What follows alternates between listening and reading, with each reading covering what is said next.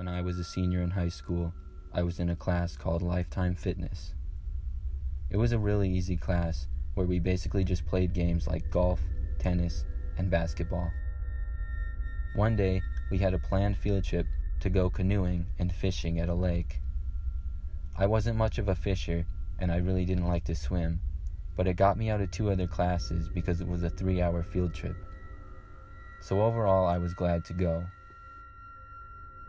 It was about a 30-minute drive to get there, and once we did, we had the options to go fishing or canoeing. The lake was pretty big and had a park area with a dock and a large woods around it. I went fishing with my friend Sean for a little while.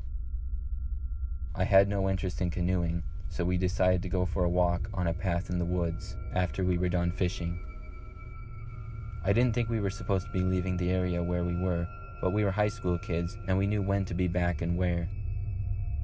We walked for about 15 minutes talking about school and sports, and then Sean had to pee, so he walked a couple of feet into the woods. When he came back, he said he noticed a bright green color coming from the woods. The woods was fairly thick, but when we went in and looked closer, we could see the green that appeared to be a tent. We didn't know who would be in a tent out there, but we were curious, so we decided to investigate. As we approached the tent, we saw some blankets next to it, and then we peeked inside. There were more blankets, some food, and even cleaning supplies. It appeared that somebody was living in there. Then we saw the drugs. There were many bottles of alcohol and various other drugs in the corner, partially under a blanket. We debated going back and reporting it. Just then, we heard noises of something in the woods coming from the path. We turned and ran a little farther into the woods, and then looked back to see a very skinny and dirty-looking man walking to the tent. He approached the tent, and then he saw that it was open.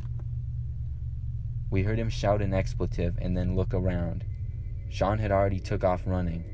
I followed, and it didn't take long for the man to see us and begin to run after us. We ran as fast as we could, getting hit with many tree branches and plants. Eventually, we reached the lake.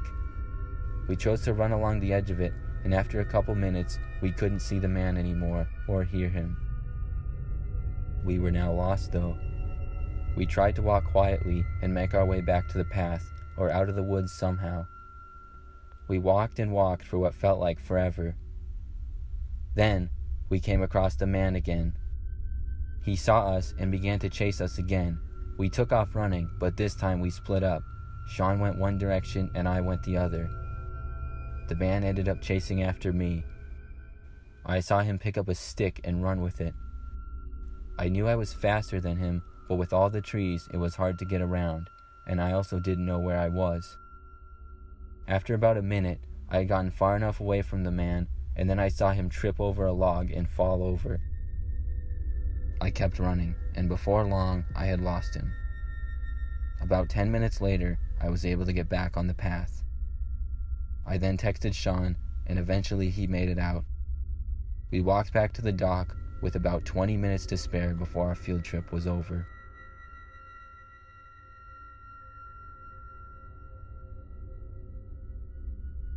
When I was in 3rd grade, my history class took a field trip to an old mansion. I don't even remember exactly why we were there, but it was kind of in the city, and I think it was like 200 years old. We got inside, and we were given a tour first. When I say it was a mansion, I really mean it was a mansion. It had 2 floors, a basement and an attic, with about 10 bedrooms and 5 bathrooms. It also had lots of other rooms, like a library, several offices and living rooms, and a large kitchen. There was about 15 of us in the class, and after the tour, they let us look around on the main floor. They weren't watching us that closely, however, and I wanted to see the upstairs again, so I just walked up there by myself when no one was looking. Once I got upstairs, I noticed the smell that old buildings have oftentimes. I began looking at the bedrooms. I enjoyed history, and the house was actually very interesting to me. After looking at several bedrooms upstairs, I entered one on the end. I walked over to the window to see the view, but when I did, I heard a noise coming from the closet. I was a little confused and looked over at the closet. It was a really old closet and I didn't know what would be making the noise, so I started to open it, but then I really got the creeps and I decided to leave the room. I began to walk back out of the hall, and when I did, I heard footsteps coming from the room. I turned around, and what I saw was a man standing in the doorway of the room, staring at me. He was wearing a black shirt, gray pants, and just stood in the doorway and gave me a creepy smile. I turned and ran as fast as I could down the hall, downstairs, and back to the group.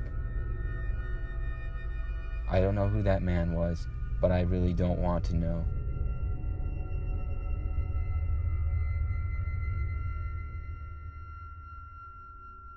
When I was a freshman in college, I had to take a geology class. For the class, we went on a field trip for extra credit. I'm not the best at science, so I figured I should go on the field trip to boost my grade a little. We went to a park that I guess had many different kinds of rock formations or something. It was an old park, and the professor gave us all a little checklist with a worksheet, and after briefing us for a few minutes, sent us out to complete the worksheets. There was about 20 of us in the class, and the park was pretty big, so we all spread out. I went with my friend John, and we decided to go far out to fill out the worksheet. We went up a hill and over some rocks and started working. We were actually able to complete it pretty quickly, as it was a pretty easy assignment. After we were done, we decided to explore a little. We walked for a few minutes and then came upon a large man that was walking down the trail.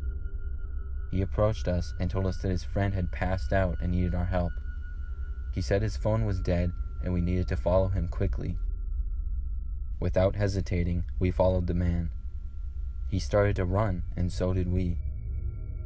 After about 2 or 3 minutes of jogging, we came upon a little wooded area. The man stopped and said his friend was behind a tree. We didn't see anybody, however. We looked around for a couple seconds, but then to my surprise, I saw several men come out from behind the trees in all directions. They were all rather large, and one of them was holding a stick in his hand. The original man we were with then told us to give them our wallets and phones. My friend John told him no. A man then came up to John and pushed him to the ground. I tried talking to them, saying to relax. They then all began to yell at us. We were surrounded, and finally, I decided to give in and took out my wallet and phone and handed him to one of the men. John did the same. They then told us to walk farther into the woods. I knew we had to try to run away. I whispered to John to run when we had a chance. We were still surrounded, so I pretended to trip over a rock and fall to the ground. When I did, I acted as if I hurt my leg really bad. They yelled at me to get up, but I said I couldn't, and they started to walk closer to look at me. At that point, the attention was taken off John, and he turned and ran, and I got up and ran between two of the men. It was pretty close, but I was able to escape. They all began running after us then. We ran as fast as we could. We ran, and we could hear the men behind us the entire time. Finally, we approached the hill we were originally at. We then started yelling, and the men had stopped chasing us.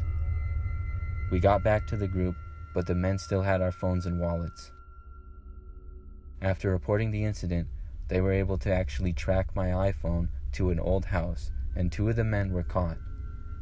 It was the scariest field trip memory of my life.